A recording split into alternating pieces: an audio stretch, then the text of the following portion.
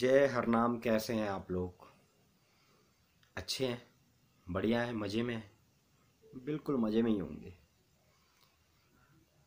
तो आज का वीडियो शुरू करते हैं। वीडियो का जो टॉपिक रहेगा आज का वो थोड़ा सा डिफरेंट रहेगा। आज के वीडियो में मैं अभी तक जितने कमेंट्स में मेरे को लोगों के डाउट्स मिले, लोगों के क्वेश्चंस मिले, आज के वीडियो में हम उनको डिस्कस करेंगे। बहुत सारे लोगों के, बहन भाइयों के कमेंट्स थे, उन्हें मैं अभी तक जवाब नहीं दे पाया उनकी बातों का। तो आज उनके जो क्वेश्चंस हैं उनके जवाबों को हम डिस्कस करेंगे। और मैं बताना चाहूँगा, सबसे पहले हम डिस्कस करेंगे, एक बहन जी का प्रश्न था। उन्होंने बोला था कि कल्कि अवतार की सहायता के लिए कुछ चिरंजीवी धरती पर आएंगे, क्या आप उस पर प्रकाश डाल सकते हैं? तो सबसे पहले मैं आपको बताना चाहूँगा, देखिए, जिस समय का जो अवतार होता है उसके अंदर सारे भगवानों की शक्ति निहित होती है। जिस समय का जो अवतार होता है उसके अंदर सारे भगवानों की शक्ति प्रवेश करती है। अब बोला गया है कल्कि अवतार की सहायता के लिए कुछ चिरंजीवी धरती पर आएंगे। तो ऐसा नहीं है कि ये चिरंजीवी सह शरीर धरती पर आएंगे। शरीर केवल उस अवतार का होता है। ये चिरंजीवियों की शक्ति उसके अंदर प्रवेश करती है। अब जैसे जितने भी चिरंजीवी बताए गए हैं उन सब की शक्ति उस अवतार के अंदर कार्य करेगी। ये हुआ अवतार की सहायता करना। जैसे इसका एग्जाम्पल देखता हूं मैं आपको। जैसे आपने देखा होगा, जब कृष्ण भगवान आए थे तो कृष्ण भगवान ने जब अपने विराट स्वरूप के दर्शन कराए थे तो उन्होंने बोला था, देख मेरे ही अंदर सब कुछ निहित है।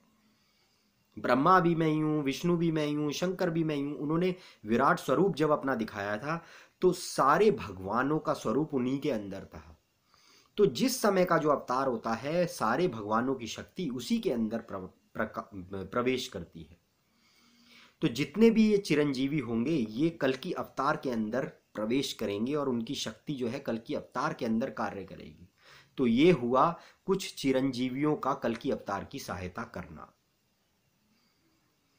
ठीक है, तो ये आपके प्रश्न का जवाब हो गया। अब मैं एक सेकंड प्रश्न लेता हूं। एक भाई साहब ने मेरे से प्रश्न किया था कि क्या कलयुग में कल्कि अवतार के अलावा और कोई महापुरुष नहीं होता?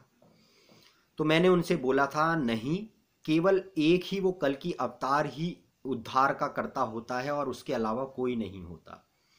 तो उन्होंने मुझसे बोला कि आप इस बात को कैसे कह सकते हैं, जब राम जी आए थे तो उनके साथ परशुराम भी तो आए थे, तो वो तो दो थे, आप कह रहे हैं एक ही आएगा। तो मैं आपको बताना चाहूँगा, ये युग युग का डिफरेंस होता है। जैसे आपने सतयुग में देखा होगा कई अवतार आए, नरसिंह अवतार, वारा अवतार, कश्यप अवतार। त्रेता में भी कई कई अवतार आए, वामन अवतार, समझ रहे हैं, राम जी। तो ऐसे ही द्वापर में भी कृष्ण जी आए, बलराम जी आए। लेकिन कलयुग में केवल एक ही अवतार आता है जिसका ग्रंथों में वर्णन दिया गया है। मेन अवतार एक ही होता है। वैसे कलयुग में दो अवतार बताए गए हैं, एक बौद्ध अवतार, एक कल्कि अवतार। बौद्ध अवतार तो हो चुका, अब जो आना है वो केवल कल्कि अवतार आना है। वो एक कल्कि अवतार ही होगा और कोई नहीं। अगर मैं कह दूं कि ये भी सही है ये भी सही, ऐसा नहीं होगा, वो एक ही होगा। सूर्य एक होता है, चांद एक होता है। तो आज के युग का जो नियम है उसमें ये लिखा है कि कलयुग में कल्कि अवतार ही आएंगे, वो एक ही होंगे। तो इसलिए कोई दूसरा नहीं हो सकता। उम्मीद करता हूं आपके सवाल का जवाब आपको मिल गया होगा। अब हम डिस्कस करते हैं नेक्स्ट सवाल। एक भाई साहब का मेरे से प्रश्न था। उन्होंने बोला था कि आप थोड़ा सा उड़न तस्त्रियों पे प्रकाश डालिए, ये उड़न तस्त्रियाँ और ये एलियन क्या होते हैं। तो मैंने उनको बोला था, मैंने उनको बताया था कि ये उड़न तस्त्रियाँ जो होती हैं, ये जितने भी लोग होते हैं ये वही लोग हैं जो पुराने ज़माने के हमारे लोग कहते थे कि परियां देखी गई हैं, कहीं गंधर्व देखे गए हैं। तो ये परियां, अप्सराएं और गंधर्व जो होते हैं इन्हीं को हम एलियंस कह देते हैं। अपने मॉडर्न लैंग्वेज में हम इनको एलियंस बोल देते हैं। अब इन सब का ग्रंथों में पहले से लेख दिया हुआ है कि उड़न तस्त्रियों का पहले से लेख दिया हुआ है। और मैं आपको ये ज़रूर क्लियर करना चाहूँगा कि ये जो उड़न तस्त्रियाँ दिख रही हैं, ये सब हो रहा है, ये कोई पृथ्वी पर कब्जा करने के लिए नहीं हो रहे हैं। उनके पास इतने ऐश्वर्य के साधन हैं, इतनी अच्छी अच्छी पृथ्वी होंगी उनके पास कि उन्हें हमारी पृथ्वी की कोई जरूरत नहीं। ये जो देखी जा रही है ये इसीलिए देखी जा रही है, सतयुग की स्थापना जब अवतार करता है तो सतयुग की स्थापना करने के लिए ये अवतार की मदद करती हैं और अपना वो दिव्य ज्ञान लोगों तक पहुंचाती हैं। जो सतयुग में लोग बचते हैं उनको वो अपना दिव्य ज्ञान देती हैं। अब इनका ज्ञान दिव्य कैसे होता है मैं ये आपको बताता हूं। देखिए, कितनी भी उड़न तस्त्रियां देखी गई हैं, आपने देखा होगा उनमें से कुछ धुआं नहीं निकल रहा है, ना कोई धुआं निकल रहा है, ना कुछ हो रहा है, और वो भाग किस तेजी से रही है, वो प्रकाश की गति से भाग रही है। तो ऐसी टेक्नोलॉजी, ना तो धुआं निकल रहा है ना कुछ निकल रहा, और स्पीड इतनी तेज कि हम तो कुछ भी नहीं है उनके सामने। तो यही टेक्नोलॉजी पुराने ज़माने में यूज़ हुआ करती थी। जो हम कहते हैं ना आजकल के पुराना ज़माना, हम लोग उन्हें कभी नहीं लग पाएंगे। आपने देखा होगा पिरामिड वगैरह और ऐसे ऐसे मंदिर बने हुए हैं पुराने, जो आज का इंसान कभी बना भी नहीं पाएगा। तो हमारे पुराने लोगों पे वो टेक्नोलॉजी थी जिसके पास हम कभी पहुंच भी नहीं पाएंगे। अब एलियंस के पास यही टेक्नोलॉजी है। उनका विमान में ना कोई धुआं निकलता है, लेकिन वो लाइट की स्पीड से भागते हैं। तो जब सतयुग की स्थापना होती है तो ये लोग आते हैं धरती पर और मानवों को, अच्छे मानवों को वो दिव्य ज्ञान अपना देते हैं। तो सतयुग की स्थापना में ये लोग अवतार की मदद करते हैं। ये मैंने उनको बताया था, लेकिन उन्होंने मुझसे बोला था कि मुझे ग्रंथों से प्रमाण एक बार चाहिए, तभी मुझे सेटिस्फैक्शन होगा। तो आज मैंने कुछ प्रमाण उनके लिए कलेक्ट किए हैं, तो आज उन पे हम डिस्कस करते हैं। तो शुरू करते हैं।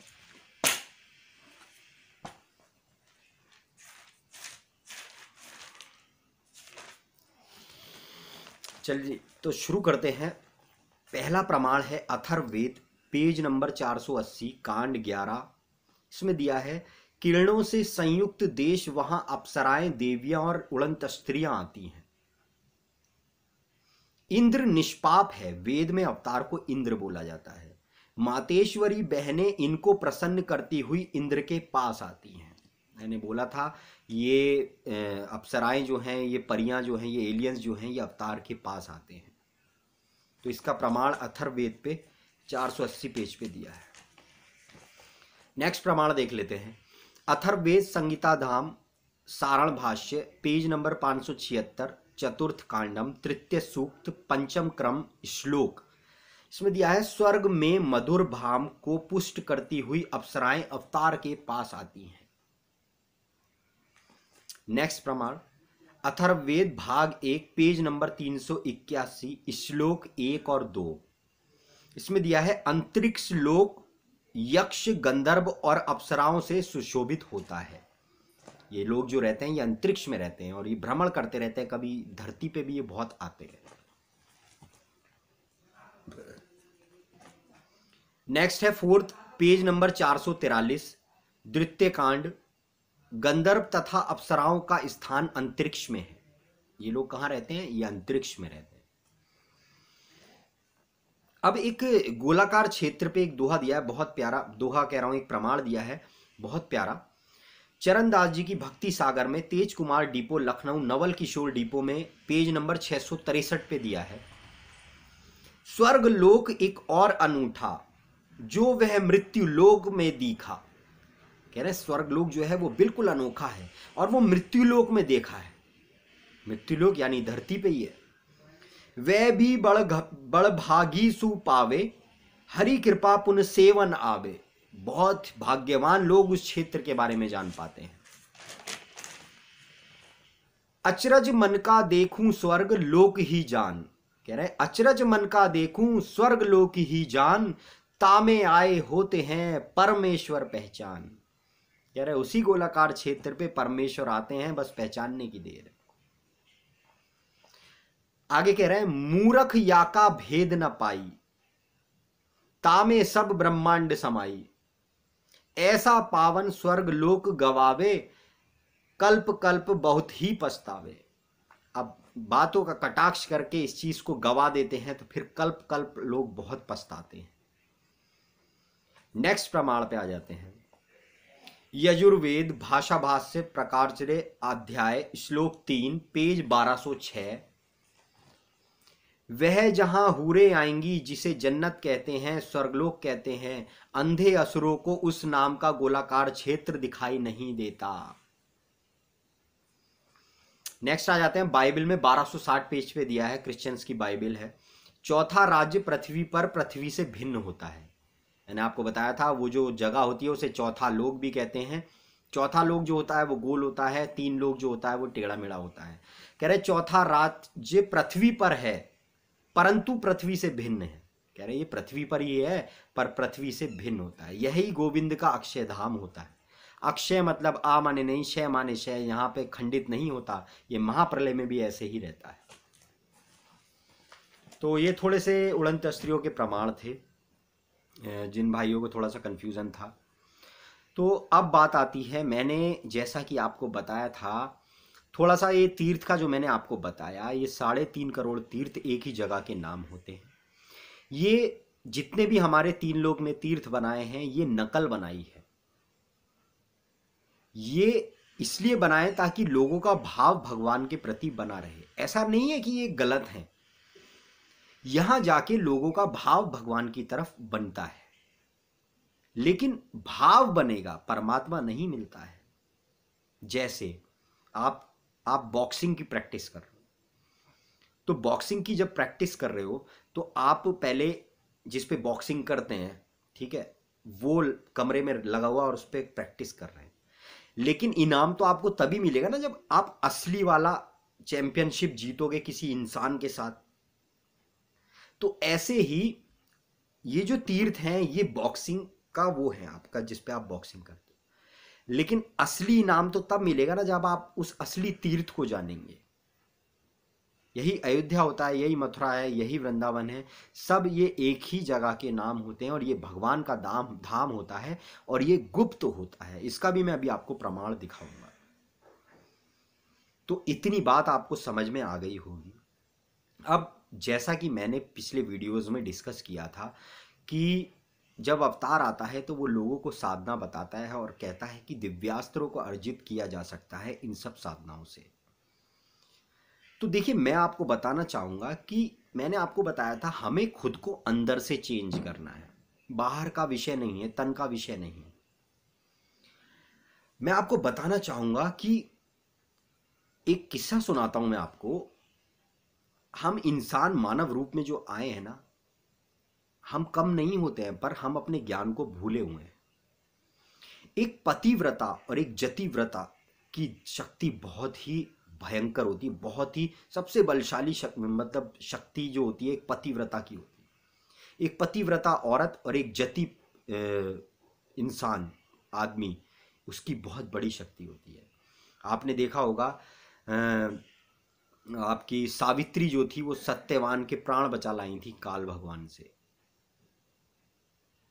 यमराज से प्राण बचा लाई थी। किस पे? अपने पतिव्रत धर्म पे। अगर आप अपने पति के लिए लॉयल हैं तो आप एक पतिव्रत धर्म निभा रहे हैं, और अगर पुरुष अपनी पत्नी के लिए लॉयल है तो वो पत्नी व्रत धर्म निभा रहा है। और अगर आपका पतिव्रत धर्म या पत्नी व्रत धर्म ढंग से निभ रहा है तो संसार की कोई भी शक्ति आपका कुछ बुरा नहीं कर सकती। इस पे मैं एक किस्सा सुनाता हूं। एक पुराने समय की बात है, एक थी माता अनुसुईया। माता अनुसुईया का 3 लोक में, चौथे लोक में, सब में चर्चा होने लगी कि वो बहुत ही पतिव्रता हैं। अब देवी पार्वती माँ ने और लक्ष्मी माँ ने और सरस्वती माँ ने उनकी परीक्षा लेनी चाहिए। तो पार्वती माँ ने भोलेनाथ से बोला कि प्रभु आप तीनों जाइए और उनकी परीक्षा लेके आइए।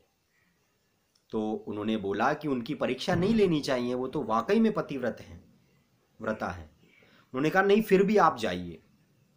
तो ब्रह्मा विष्णु महेश जो है वो माता अनुसुईया की आपकी परीक्षा लेने चले जाते हैं। अब वो साधु का भेष बना के चले जाते हैं तीनों। अब जब साधु का भेष बना के जाते हैं तो वो बोलते हैं भिक्षाम देही, भिक्षाम देही। अब माता जो आती हैं वो बाहर आती हैं भिक्षा देने। तो वो कहते हैं देवी हम भिक्षा तो ले लेंगे परंतु हमारी एक शर्त है। उन्होंने बोला क्या? कि आप हमें जो भी भिक्षा देंगी वो निर्वस्त्र होकर देंगी। माता अनुसुईया सोच में पड़ गई, क्या करूं। उन्होंने कहा ठीक है। उनके पतिव्रत धर्म की जो थी वो बहुत तपस्या थी। मैंने बताया पतिव्रत धर्म जो होता है वो सबसे बड़ा होता है, उसके आगे संसार की कोई शक्ति नहीं टिकती। तो उन्होंने क्या करा, उन्होंने कहा निर्वस्त्र होके जाना है, तो उन्होंने अपनी तपस्या से ब्रह्मा विष्णु शंकर को बच्चा बना दिया। अब बच्चा बना दिया तो बच्चे के सामने तो कैसे भी आप चले जाओ, क्या फर्क पड़ता है। तो उन्होंने इन तीनों को बच्चा बना दिया और जाके उनके सामने निर्वस्त्र होकर उन्होंने भिक्षा दे दी। अब उन तीनों को बड़ा आश्चर्य हुआ, तो वो तीनों देवता उनसे प्रसन्न हुए। उन्होंने बोला देवी हम आपसे बहुत प्रसन्न हैं, बताओ क्या वर मांगना चाहती हो। तो उन्होंने बोला कि मैं आप तीनों को अपने पुत्र के रूप में देखना चाहती हूं। तो उन तीनों देवताओं ने बोला देवी हम तीनों देवता कभी भी योनि से नहीं जन्म नहीं लेते, हम अजन्मे हैं, आप कुछ और वर मांगिए। तो उन्होंने बोला नहीं मुझे यही वर चाहिए। तो उन्होंने बोला ठीक है हम योनि से तो जन्म नहीं लेते हैं, लेकिन कलयुग में जब कल की अवतार होंगे तो वो आपके पुत्र बन के आएंगे और हम तीनों उनके अंदर परकाया प्रवेश आएंगे, हम तीनों की शक्ति उनके अंदर पर काया प्रवेश आएगी। पर काया क्यों कहते हैं, क्योंकि काया जो होगी वो दूसरे की होगी, अवतार की होगी, हम उसके अंदर प्रवेश करेंगे। तभी ब्रह्मा विष्णु महेश 3 फेस पावर जो होती है उस कल की अवतार के अंदर काम करती है, तभी कलयुग को खत्म किया जाता है। ये तीनों शक्ति एक जगह जब आती है तभी कलयुग का नाश किया जाता है। आपने देखा होगा इलेक्ट्रिसिटी में भी 3 फेस होते हैं और मेन हमारी गिनती 3 है, लेकिन आज लोगों ने क्या बना रखा है 3 तिगाड़ा काम बिगाड़ा। ओए 3 मत जाओ 3 मत जाओ, 3 तिगाड़ा तो काम बिगाड़ा होता है। हमारे मेन भगवान 3 है, देवियां 3 है, त्रिशूल 3 शूल है, लेकिन उस 3 को ही हम सबसे गलत मान लेते हैं। तो खोई पड़ी है, इसे जगाना है। तो ये किस्सा मैंने आपको बताया कि अगर हम खुद में सही रहते हैं, प्योर रहते हैं, सत्कर्म करते हैं, सच्चे उस पे चलते हैं, तो हमें संसार की कोई भी ताकत डिगा नहीं सकती। तन मन से सच्चा रहे, रहे जो सतगुरु गाए, काल कभी रोके नहीं, देता राह बताए। कह रहे जो तन मन से सच्चा होता है उसको काल कभी नहीं रोकता और ऊपर से राह बता देता है। समझ रहे हैं आप मेरी बात को, कि हमें खुद को चेंज करना है अंदर से। ऐसा नहीं है कि हमने बाहरी ढोंग कर लिए, सब कर लिया, हमें खुद को बदलना है। आज लोग क्या करते हैं, आज लोग क्या करते हैं कि हाँ हमारे भगवान को ऐसा कह दिया, हमारे भगवान के लिए तुमने ऐसा बोला, ऐसा बोला। मतलब इन बातों पे हम लड़ रहे हैं। हम एक इनविजिबल गॉड को पूजते हैं और एक विजिबल नेचर को हम डिस्ट्रॉय कर रहे हैं। हम जो भगवान दिखता नहीं है उसे पूज रहे हैं और जो साक्षात हमारे प्रकृति है उसे का हम नाश कर रहे हैं। हमने प्रकृति के साथ कितनी छेड़छाड़ कर दी, पेड़ पौधों को काट दिया, नदी नालों को काट दिया। तब भगवान गुस्सा नहीं होगा, लेकिन हाँ किसी मनुष्य ने कुछ बोल दिया तो भगवान के लिए उल्टा बोल दिया और लड़ने पहुंच जाएंगे। हिंदू कहे मुझे राम प्यारा, मुस्लिम कहे रहमाना, और लड़ लड़के दोनों मर गए, हकीकत ना कोई जाना। इन वेद ग्रंथों को कोई नहीं जान पाता। जब हम उल्टा कर रहे होते हैं तभी तो अवतार आता है कि भाई इसको सीधा करो। अगर हम पहले से ही सीधे कर हैं तो फिर अवतार के आने की क्या जरूरत है। अब कुछ लोग बोलते हैं कि अभी तो कलयुग बहुत बड़ा है, अभी तो कलयुग का बहुत टाइम पड़ा है। कलयुग की जो निशानियां बताई गई हैं वो सब पूरी हो चुकी हैं। बेटा बाप पे हाथ उठाएगा, सही है, मतलब बहुत सारे पापाचार बताए, आपको पता ही है, वो सब आज हो रहे हैं। अब मुसलमानों की कुरान में दिया है जब कयामत आएंगी तो दीवारें बोलने लगेंगी। तो अब आदमी सोचते हैं दीवारों के होठ निकल के आएंगे और वो बोलेंगी। इसका सेंस अलग है, सेंस अलग है, सेंस को समझो। दीवारें बोलने का मतलब ये है, आज आपने देखा होगा एलईडी और एलसीडी चल गई हैं, दीवारों पे चिपकी हुई हैं, तो ये दीवारें ही तो बोल रही हैं। क़यामत कहते हैं, मतलब ऐसा मत किया करो, इसलिए बोला जाता है क़यामत। अब पीछे कोरोना आया, जब कोरोना आया तो सबको भगवान याद आ गया। भय से भक्ति करें सबे, भय से पूजा होए, और भय पारस है जीव को, निर्भय होए ना कोई। कोई निर्भय होके भक्ति करता ही नहीं है। हमें गीता और ये सब हमें पढ़ना तो अच्छा लगता है, पर हम उस पर चलते नहीं हैं। हम भगवान को तो मानते हैं पर भगवान की नहीं मानते। अब कैसे? कृष्ण भगवान हमें सिखाते हैं हमें निस्वार्थ जीवन जीना चाहिए। जैसे एक पेड़ होता है, उस पेड़ को सब पत्थर मारते हैं, लेकिन वो बदले में क्या देता है? फल देता है। लोग उसे पत्थर मार रहे हैं, लेकिन वो बदले में क्या दे रहा है? फल दे रहा है। तो निष्काम भाव से जी रहा है, निस्वार्थ जी रहा है पेड़। अब एक दोहा है कबीर का, कबीरा सीप समुद्र की खारा जल नहीं ले, और पानी पीवे स्वात का शोभा शोभा सागर दे। आपने समुद्र में सीप देखी है? उसके अंदर मोती होता है। कह रहे कबीरा सीप समुद्र की खारा जल नहीं ले। वो जो सीप होती है वो कभी भी समुद्र का जल नहीं लेती है, जब समुद्र का जल नहीं पीती है। स्वाति नक्षत्र की एक बूंद आती है, वो उसका जल लेती है। कह रहे कबीरा सीप समुद्र की खारा जल नहीं ले, पानी पीवे स्वात का शोभा सागर दे। कि पानी तो वो कहीं और से ले रही है, लेकिन शोभा किसकी बढ़ा रही है? सागर की। तो हमें ऐसे जीना चाहिए, निस्वार्थ भाव से, निष्काम। अब भी हम भगवान को प्रे करते हैं तो किसी ना किसी लालच से, भगवान मेरा ये हो जाए, भगवान मेरा ये हो जाए, भगवान मेरा ये हो जाए। फल कारण सेवा करे, करे ना मन से काम, और कहा कबीर सेवक नहीं जो चाहे दो गुना दाम। हम फल से उसकी सेवा करते हैं। तो उम्मीद है आज की बात आपको समझ में आई होगी मैं क्या कह रहा हूं। समझ रहे हैं आप? हमें खुद को चेंज करना है अंदर से। दवाई जेब में रखोगे असर नहीं करेगी जब तक उसे खाएंगे नहीं। तो आज की बातें आपको समझ में आई होंगी। एक मैं आपको टॉपिक और दिखाना चाहूंगा। जैसे मैंने आपको बताया ये तीर्थ जो है ये नकल है, असली तीर्थ जो होता है वो गुप्त होता है। इसका एक प्रमाण, मैं बहुत अच्छा प्रमाण दिखाना चाहूंगा आपको। संक्षिप्त स्कंद पुराण है, 1216 पेज है। इस पे लिखा है, भगवान शिव कह रहे हैं, देवी पार्वती माँ से कह रहे हैं, देवी तुम मेरे बाहर विचरने वाले प्राण हो, तुम ही संपूर्ण जगत की उपस्थिति हो। तुम्हारे प्रश्न अनुसार मैं सब बातों का यथार्थ पूर्वक वर्णन करता हूं। यह रहस्य का भी रहस्य है, इसको प्रयत्न पूर्वक गुप्त रखना चाहिए। नास्तिकों तथा पापाचारियों को इसका उपदेश नहीं देना चाहिए। जिसके भीतर भक्ति हो ऐसे उत्तम शिष्य और श्रद्धालु पुत्र को ही इसका रहस्य उपदेश करना चाहिए। देवी चराचर जगत में, ब्रह्मांड में 3.5 करोड़ तीर्थ हैं, यह बात पहले बताई गई है। उन सब में छिपा हुआ श्रेष्ठ तीर्थ प्रभास है। कह रहे उन सारे तीर्थों में छुपा हुआ जो तीर्थ है वो प्रभास है। उसी क्षेत्र को प्रभास बोल दिया गया। इसे देखकर कलयुग के पापों से मोहित, संस्कार रहित मनुष्य बड़े उद्वेग को प्राप्त होते हैं। जहां तहां कुपित हो उठते हैं। अपने आप में बड़पन का अभिमान रखने वाले तथा मिथ्या ज्ञान से मोहित जो अधम मानव भेद और कपट रखकर तीर्थ यात्रा करते हैं, वे तीर्थ में भी मृत्यु को प्राप्त होकर भी सिद्धि नहीं पाते हैं।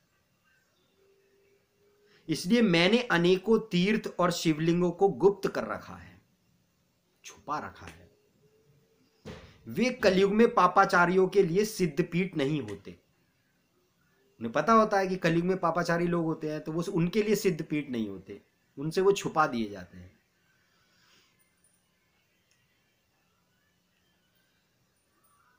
उस प्रभार तीर्थ में मैं निरंतर स्थित रहता हूं, वहां मेरा दिव्य लिंग प्रकट हुआ है।